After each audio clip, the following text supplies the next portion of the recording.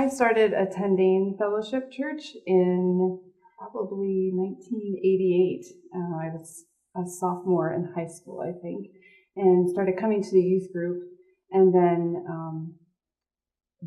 began coming to the church after I graduated from high school. Went to college and met Duane, and then he joined me here as we moved up here to the area and got married here. And so that's kind of how we started out at the church. So when we were here, we served in a variety of roles with students, youth ministry, and kids ministry, pioneer clubs. We were both involved in that. We led the singles group for a long time, and just basically served wherever we could, and we were pretty involved here. So then we moved to Hershey, and then subsequently we moved to Williamsport, and that's where we are now. We were both excited to get the letter about the legacy. We were in between churches at the time in Williamsport, and it wasn't a far drive. We could see family and friends. We could get back to see Camp Orchard Hill for the luncheon. So it just was natural timing by God at the time to come back and be a part of that day, not knowing that it would lead to us coming back for at least a time. I think when we walked in the door that Sunday, it just felt like coming home. And I think, God is so gracious that he uses all things in our lives. And so we just kind of walked through some difficult circumstances. So to walk into a place that felt like home was really good for us. So, and then he kind of has kept us here. And we actually are thrilled to be here. And it's worth the hour drive every Sunday to be in a church that preaches the gospel without shame. Some of the ministries that we're involved in Williamsport keep us tied.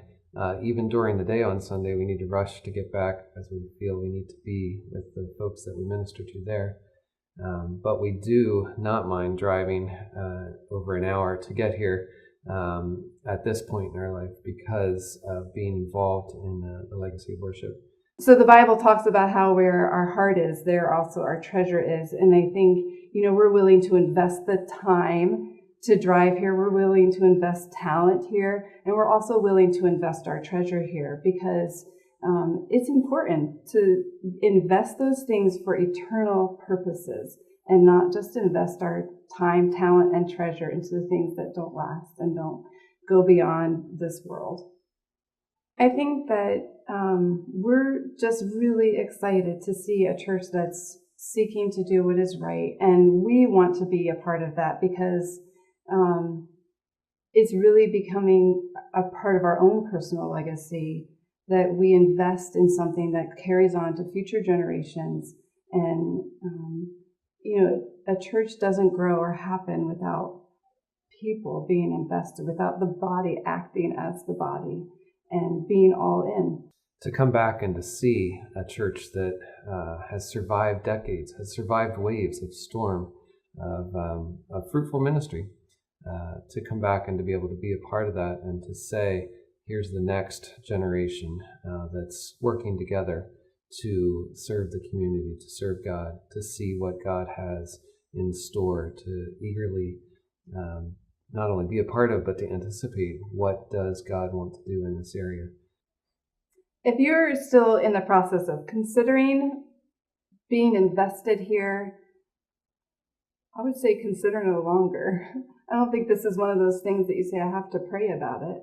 I think we know that God has asked us to be involved in eternal things. So just do it. You're part of the body of Christ. You want to see it grow. And so be invested.